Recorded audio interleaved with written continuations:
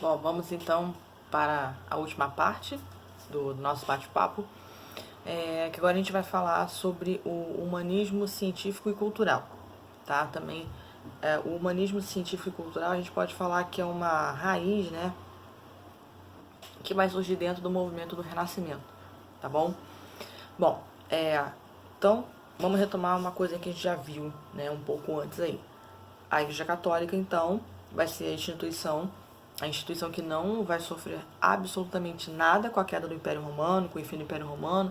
Ela vai até se fortalecer ainda mais, principalmente no período da Alta Idade Média, onde ela vai enriquecer, onde ela vai conseguir, né, fortalecer a sua autoridade, que nunca foi contestada.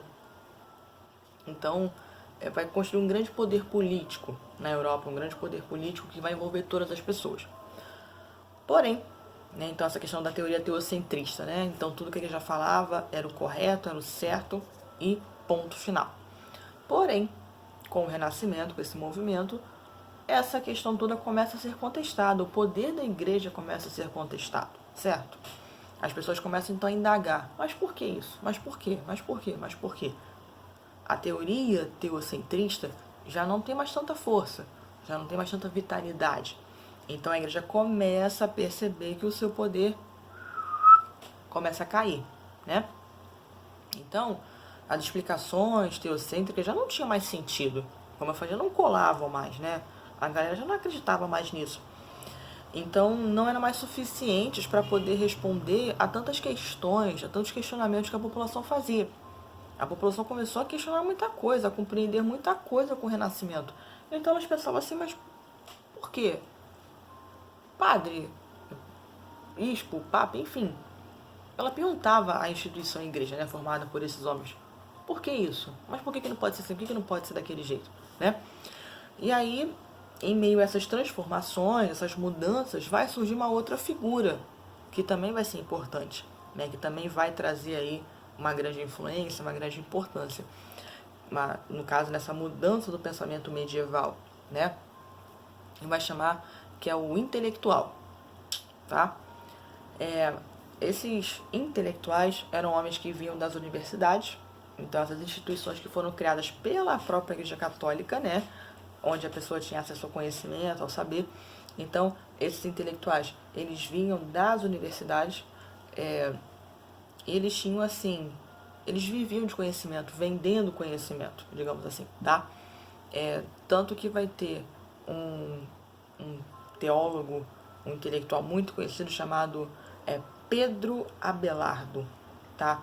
Ele era filósofo, ele era teólogo e também escolástico, tá? Século XII, então, ó, lá atrás, século XII. E ele vai ser um exemplo desse intelectual, né, desse homem que vai surgir, que vai nascer nessas cidadezinhas italianas, enfim, nessas cidades europeias.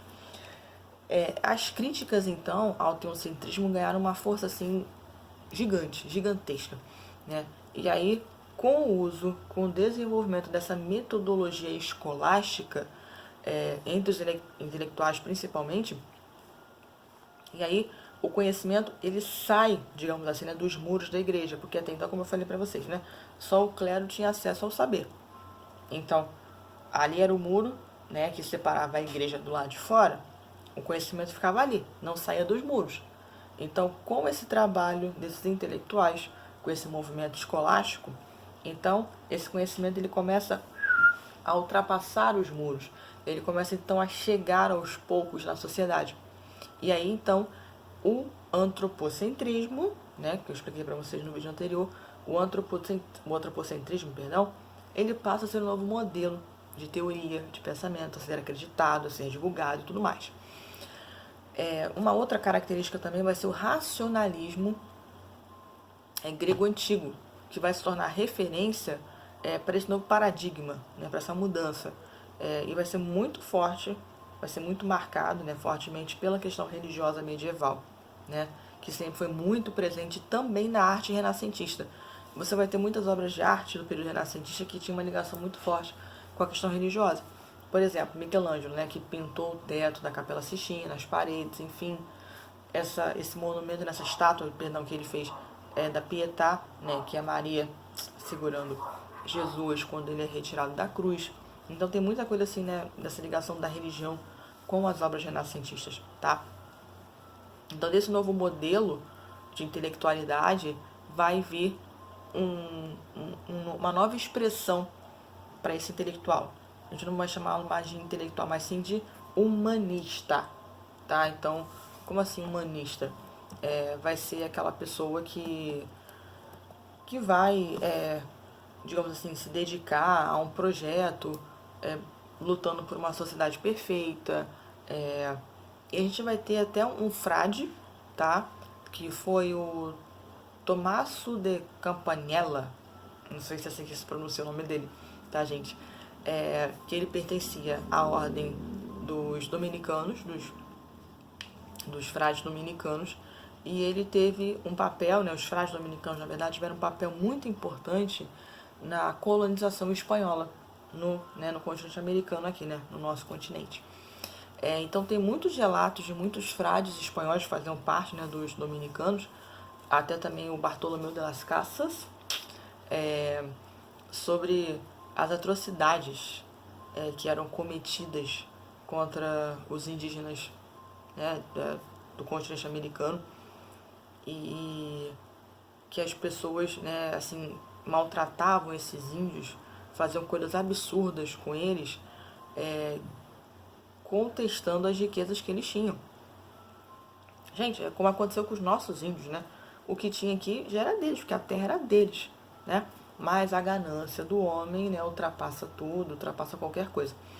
Então, esses frades, eles registravam mesmo, né, nos livros, toda essa maldade, né, toda essa crueldade que foi feita com esses povos, que infelizmente, né, a gente perdeu, muitos deles foram perdidos, foram assassinados mesmo. Não só pela violência do homem, mas também pelas coisas que esse homem, o homem civilizado, né, o dito homem civilizado trouxe, como por exemplo as doenças, né? Os indígenas não tinham anticorpos, não tinham um corpo assim preparado, né, para que pudesse se defender dessas doenças, e infelizmente muitos deles morreram por conta disso, né? Não tinha uma imunidade muito forte, muito alta para poder combater essas doenças, infelizmente, né? Eles morreram não só pela ação humana, mas também pelas doenças que foram trazidas, né? Foram levadas, né? Trazidas para cá, para o Brasil, e levadas para a América Espanhola por esses homens. Também a gente vai ter, inspirados também nas ideias de Platão, filósofo, né? Platão, e Thomas Morus, eles vão trazer um mito espanhol de um colonizador hispânico de El Dorado, também com relatos sobre a organização dessas comunidades indígenas. Aí então o Campanella, né, o que eu falei lá no início, ele vai criar a Cidade do Sol. Nessa sociedade ideal, né, no caso a Cidade do Sol, o governo teria como chefe um príncipe sacerdote que seria chamado de Sol, ok? E aí era uma clara referência, assim, bem sucinta, né, bem clara, de um governo teocrático, e principalmente com relação à sociedade inca, né? Porque na sociedade inca tinha essa coisa com o sol, Deus Sol, cidade do Sol. Então essa é a visão, né? É um outro aspecto também, era uma visão que eles iam ter da propriedade privada, né? Você vê a terra como uma propriedade privada, e a partir daí, se essa terra pertence a mim, então daí começa o processo de desigualdade social.